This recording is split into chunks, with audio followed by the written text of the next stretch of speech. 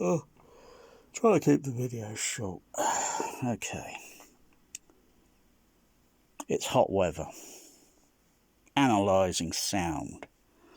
You know, because when it gets warmer,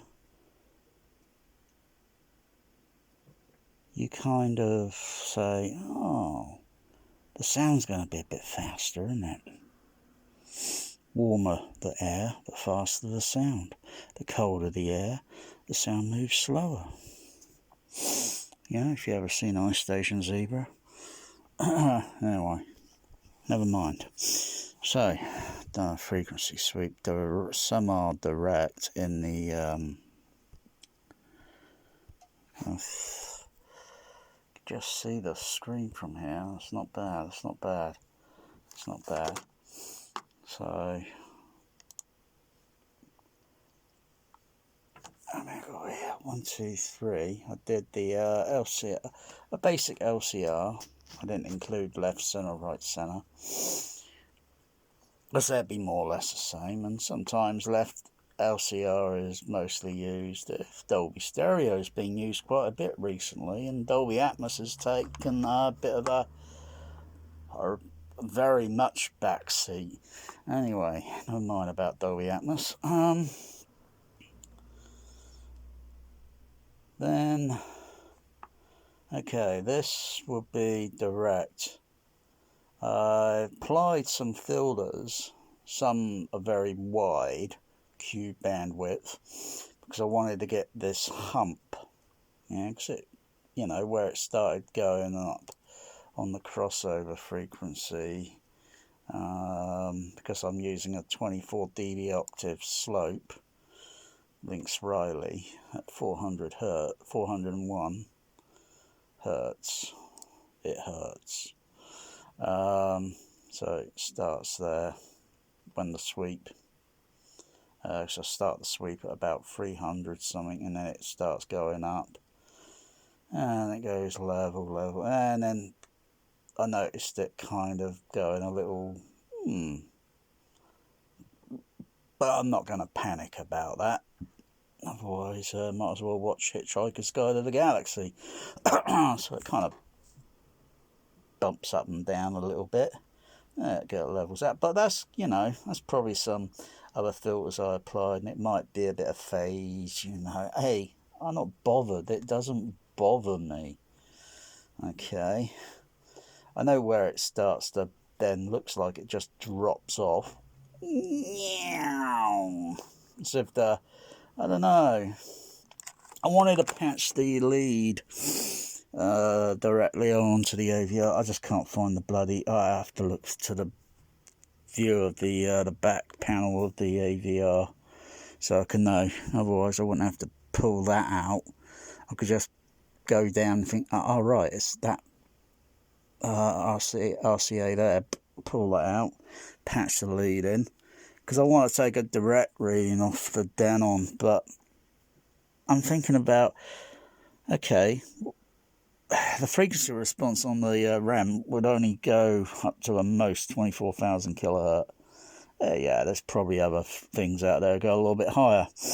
But then, you know, I'm not going to hear that frequency. Blimey. I'll be lucky if I can hear about 17.500 kilohertz. I'm just lucky I can just barely hear that. And it's very teeny. It's very like a pinching sound on the eardrum. And besides, everything's running through the crossover system. So I'm trying to think why it really drops off. Maybe there's an elliptical filter, which is very steep filter. Just a little bit steeper than a 48 dB crossover filter. It's just a bit more steeper. It looks like, well, then again, it could be a 48 dB. But did the sweep up to about 24,000, and that puppy seems to stop. nose diving at about 20,000. Go over a little bit. Actually, maybe about, I don't know, maybe 23,000 kilohertz. Maybe, you know, maybe about 23,000. What does it matter? You wouldn't be able to hear that frequency easy, so you'd have to have some super tweeters, and you have to set it up, calibrate it, you know, so you don't blow it up, yeah, because that's going to need quite a bit, you know, to hear that. And then to other people that are younger age, that's just going to be extremely annoying. Or particularly to pets, animals, that would be insultingly offensive. So yeah, there's no point going there. Yeah, piss City off. Okay, so, and then I stuck the microphone back up in position. So I like doing that. There it goes. Put that a little bit there. And then, of course, it's all like so. It's all jagged, and partly that's going in room.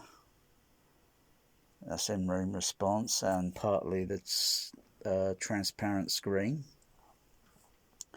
The microphone being close to it. Obviously, if I moved the microphone maybe at the same position and just moved it back just a little bit, yeah, probably alter the frequency deal.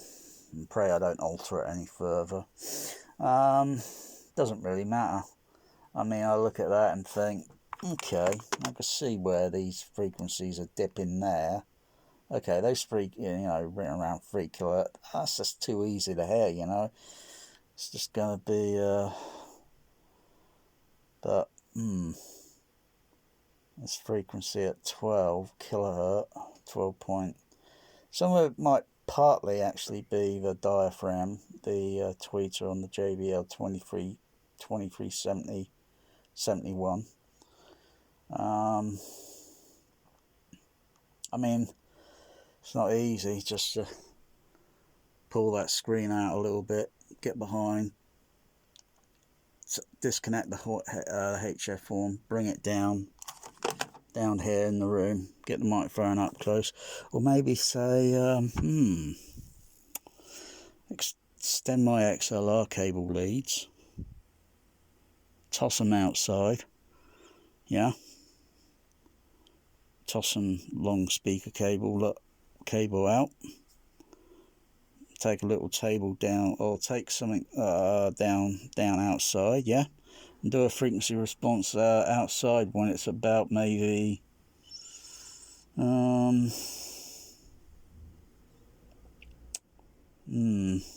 probably about 1 o'clock in the morning, maybe 1 o'clock in the morning, because now, you know, everything's trying to go back to normal sort of thing, which I think is a mistake. So now you've got to wait to at least about 1 until all the animals are indoors and, you know, with their vehicles, and they're not making offensive noise. That would piss me off if it have to do a frequency sweep and it's science, and they're not even doing science, they're just pissing around. I'm doing fucking science, if you know what I fucking mean. Anyway, but anyway, there's another spot where I can pick. That's but sure is the doing it outside isn't really kind of like total anechoic, because if you do a sound, well, clap your hand, you're going to hear an echo reflection somewhere outside, you know. No ifs, no buts about it. You would hear a blooming echo reflection. So I might as well just bloody do it in the room. At least in here it's yeah. Can you hear any echo there? I sure as hell can't. Yeah. So that frequency response, okay. I can see where down here this range here might need a little boosting, but now maybe not really boosting. I've got a bit of amplifier power level, so it's a case of taking another filter that I know it's already placed and putting extra filter in, and then taking the level up on the amplifier. So I'll do that in the next video, see what it looks like.